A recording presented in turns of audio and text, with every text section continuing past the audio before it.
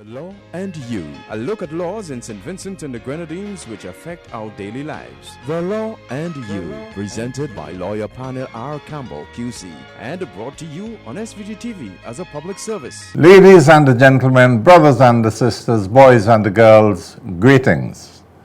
Welcome to another presentation in this public service nation building series, The Law and You.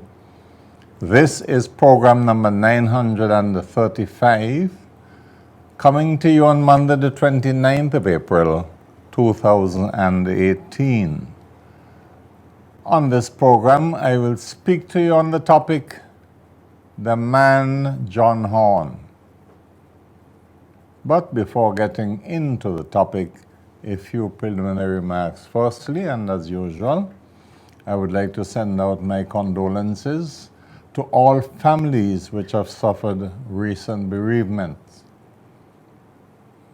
And I mention in particular the family of the late Raphael Williams of Redemption Sharp. He was a very good supporter of mine in the days when I represented that constituency. I would like also to send the best wishes, get well wishes, to all patients in hospitals and other institutions, and in particular, there is a patient in the male surgical ward of the Milton Cater Memorial Hospital who has recently had an amputation of his part of his lower limb. And I want to send out my deepest concerns and my prayers on behalf of the brother. Let me say a welcome and goodbye at the same time to visiting, I shouldn't say visiting because he's practically a Vincentian fixture by now. I refer to Apostle Cecil George Riley, the leader of the Freedom Hall Church in St. Vincent and the Grenadines, established at Reeves level. He and First Lady Minister Eleanor Riley have come for the youth convention, which was the 16th Youth Convention in St. Vincent and the Grenadines. As we know, they come in Easter and they come in August for the Adult Convention. Well, they have been here for what has turned out to have been a very successful convention last week. And they are about to leave in a couple of days' time, and we all love the Rileys. Finally, for preliminaries, I want to express my congratulations to one of St. Vincent's latest married couples. And I'm happy to refer to none other than my daughter, Mandela Campbell, who got married on Saturday to Pastor Elvin Peters. Mandela is, of course, an associate in my legal chambers. My youngest daughter, or I should say the youngest daughter of myself and Bishop Juliet Campbell. She had a lovely send-off on Saturday. And I would just say a jolly good time was had by all. May they have a long, happy, and successful marriage. Excuse me.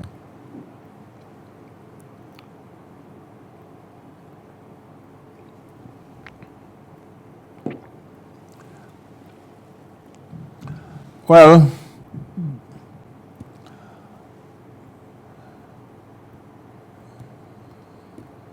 the Honorable John Horne.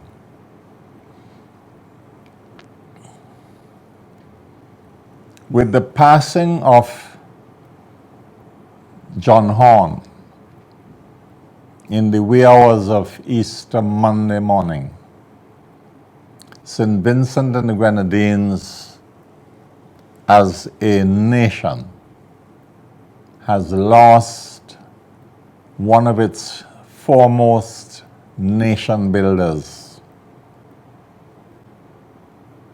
an exceedingly talented son of the soil, a man who has made his mark on this country and whose contribution to our development is immeasurable.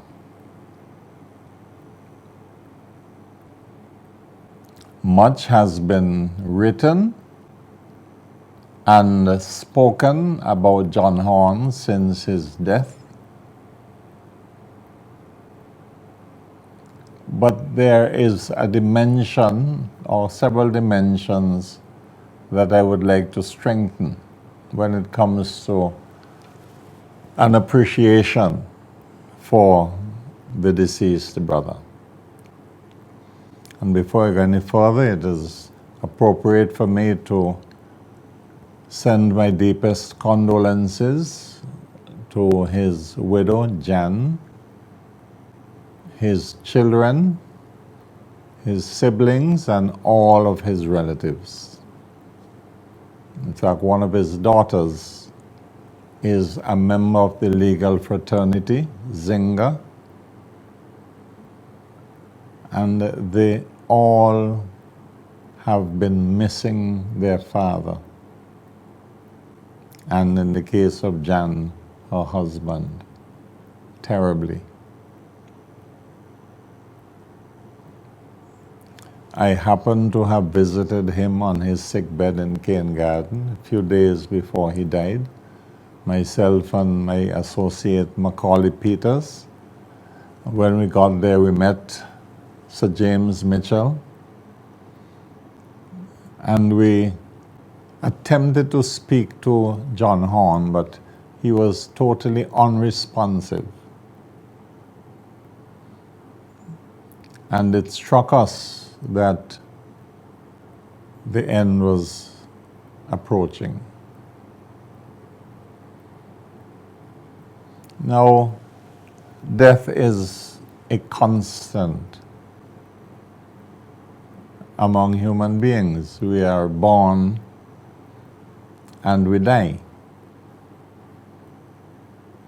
Yet when death comes to someone as talented as John Horne, someone who has made such an indelible contribution to national development as John Horne, someone who has been a dear friend and colleague as John Horne, it still gives us a pang. We still mourn the loss. My association with John Horne stretches back to around 1963, when we were both members of the dramatic group founded by the late Tim Daisy called the St. Vincent Players. And St. Vincent Players was involved in several stage productions at the Memorial Hall. But there are two productions which still stand out in my memory. There was a play written by Tim Daisy called The Harrowing of Benji, in which John Horne played the lead role. Benji was a spiritual Baptist leader. And what a powerful piece of acting John Horne put on that stage. Then the second production that stands out in my memory took place in April 1964, Now, the dramatist William Shakespeare was born, so the history goes, in April 1564, and therefore April 1964 was commemorated as the 400th anniversary of the birth of William Shakespeare. The St. Vincent Players, as part of the global celebration of the birth of William Shakespeare,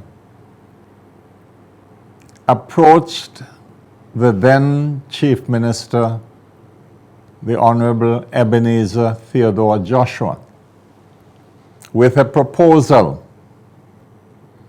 Tim Daisy proposed to Mr. Joshua that the St. Vincent Players would like to put on a play to commemorate Shakespeare's 400th birthday. And Tim Daisy asked Mr. Joshua for financial assistance from the government. He explained that we had conceived of staging Julius Caesar on the steps of the St. Vincent Boys Grammar School, with the audience seated on a built-up pavilion on the lawn, facing the steps. And the action was to have taken place partly in the classroom immediately above the step, partly on the steps, and partly in the road at the grammar school.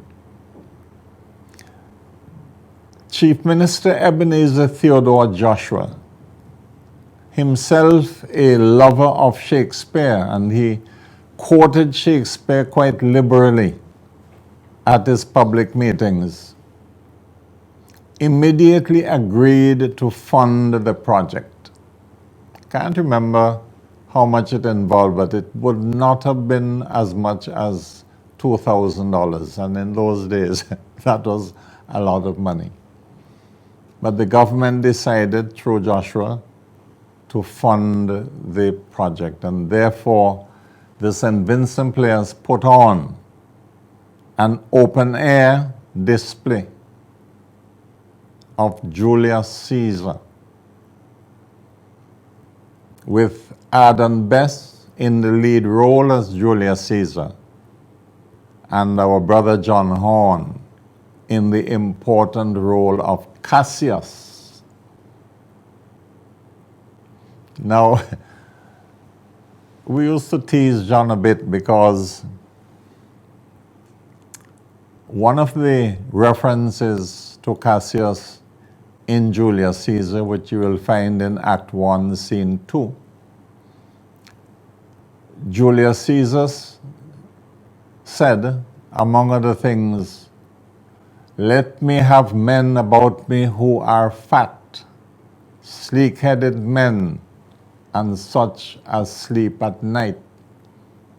Yon Cassius has a lean and hungry look. He thinks too much. Such men are dangerous." Tim Daisy cast John Horne as Cassius with his lean and hungry look, and that was something that after a while John got tired of the teasing, because John was slim, slimmer than he has been in recent days, but John's performance was, as usual, powerful as Cassius.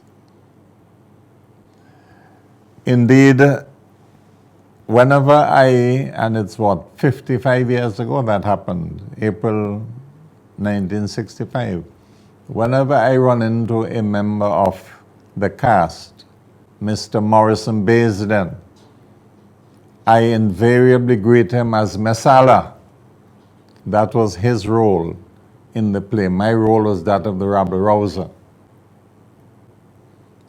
The St. Vincent Players put on a highly successful production of Julius Caesar at the steps of the grammar school. It was wonderful to behold. With, the steps curved from top to bottom, and with the audience on a built-up platform on the lawn, it was fantastic. That is one of my abiding memories of John Horne, the actor.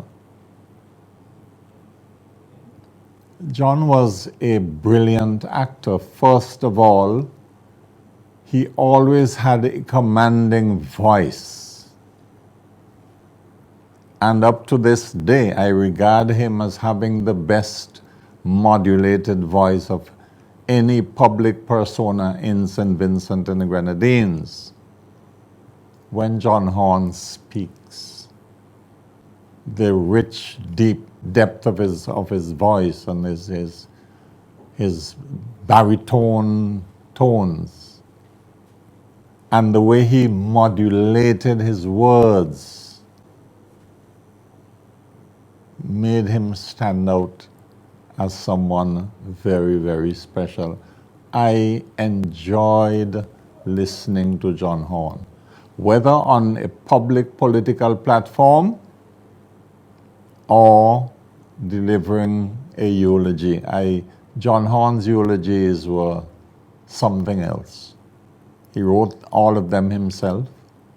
He would have got assistance with details from the family members, but he crafted the eulogies. I recall the one he delivered on the occasion of the burial of Cohen Morris. It was moving. John Horne's voice was simply incredible. Of course, he is known in later years for his singing with the Kingston Chorale, where he was one of the singers, one of the bass singers in the Kingston Chorale. I'm sure many of you might remember that when we were in government as New Democratic Party, we used to take part in the Christmas caroling competition every year, and we won the competition several times in a row. So much so that we thought we would retire and let some other choir get the chance. And a lot of the credit for our success as the parliamentarians would be due to John Horne, his coaching, and his contribution with the voice as part of the parliamentarians choir. We used to have some lovely time.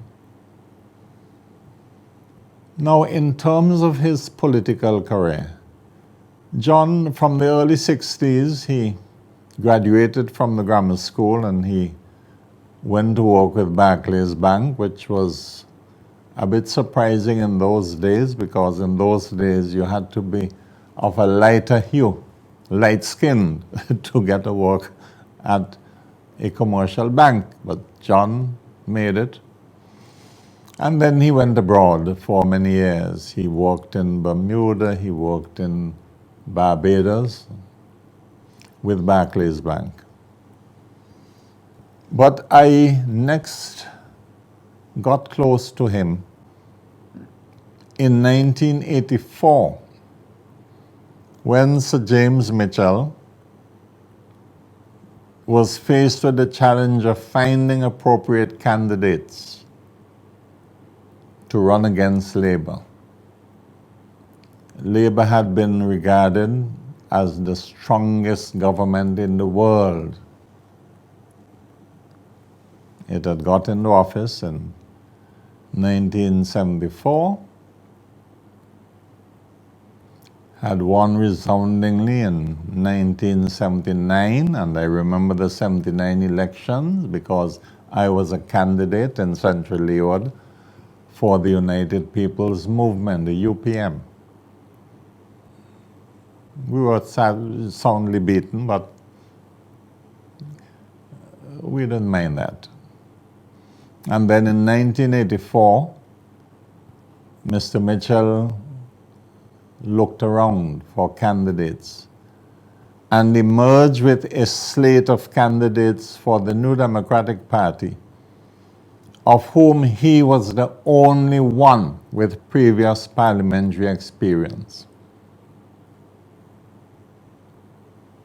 John Horne was one of the candidates. In fact, I vividly recall, because I was closely associated with the party as an organizer and a campaigner, that John Horne's candidacy was not of his own doing. He didn't come forward hot and sweaty looking to be a candidate. The people of West Kingstown said they wanted John Horne to run on their behalf. And they were insistent, so Mr. Mitchell interviewed John, and the rest was history. John was selected as the candidate for West Kingstown, constituency that had been held, ably held, I must say, by Mr. Tannis, Hudson Tannis. And in the 1984 elections, John won the seat convincingly. He became a minister of government. Now, I became chairman of the New Democratic Party in 1986 and served until 2002.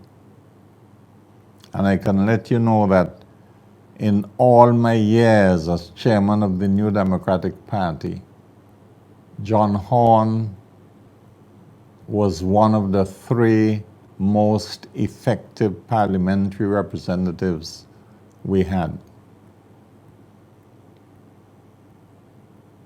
The other two, in my estimation, were the Honorable Jerry Scott and the Honorable Alan Cruikshank. Those men were titans as parliamentary representatives. John took to West Kingstown, and West Kingstown took to John, as if they were meant for each other.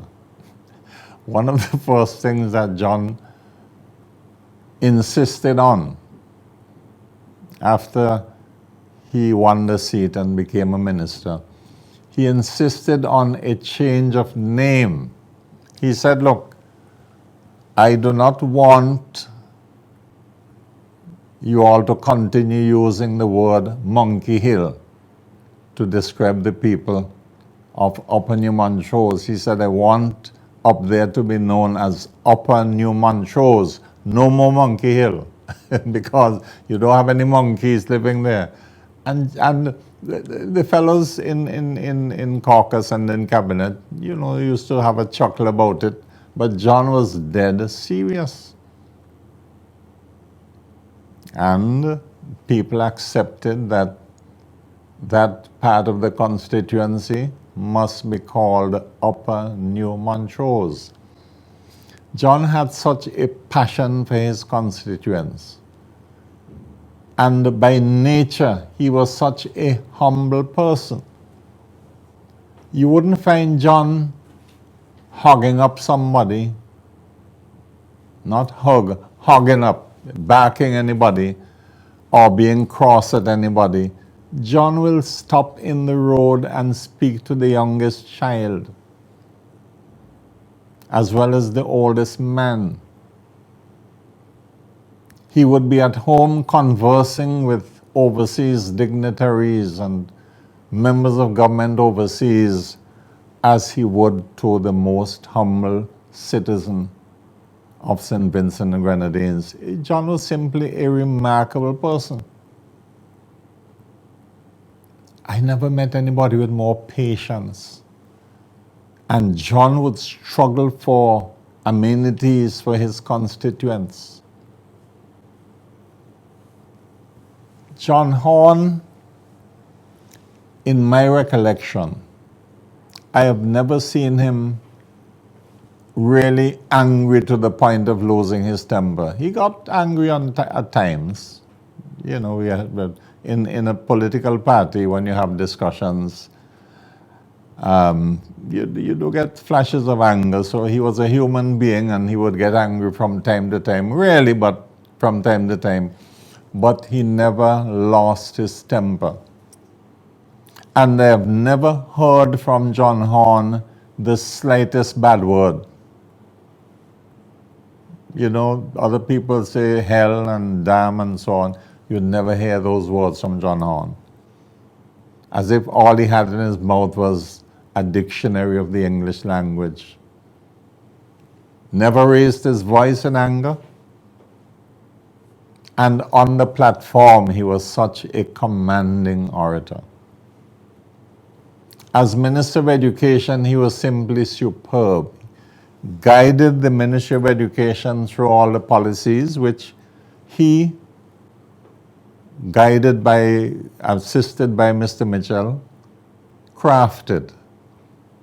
Now, tribute must be paid to Mr. Mitchell and his style of leadership. Mr. Mitchell would appoint you to a ministry and leave you to get on with the job. There was no micromanaging. He simply left you to get on with the job, and he would minimally supervise and give directions of a policy nature, and he would let his ministers do their work. And John was a superb minister.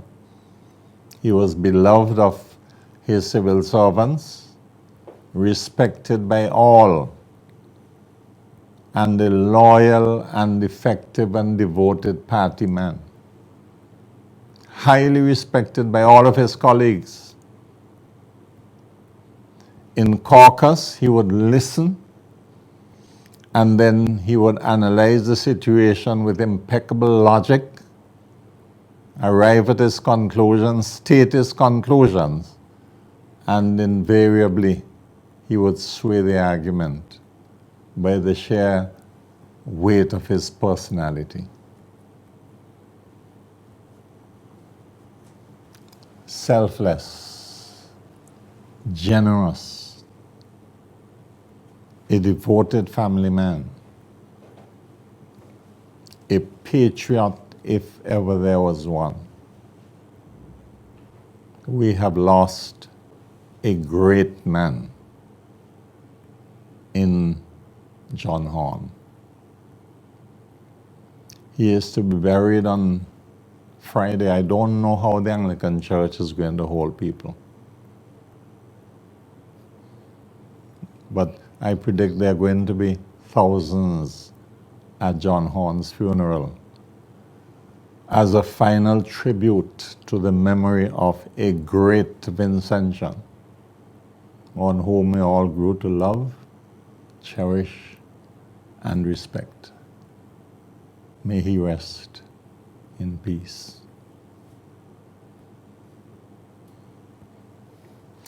That is all from this program of The Law and You. I hope you have an enjoyable and peaceful May Day. May the good Lord continue to bless us all.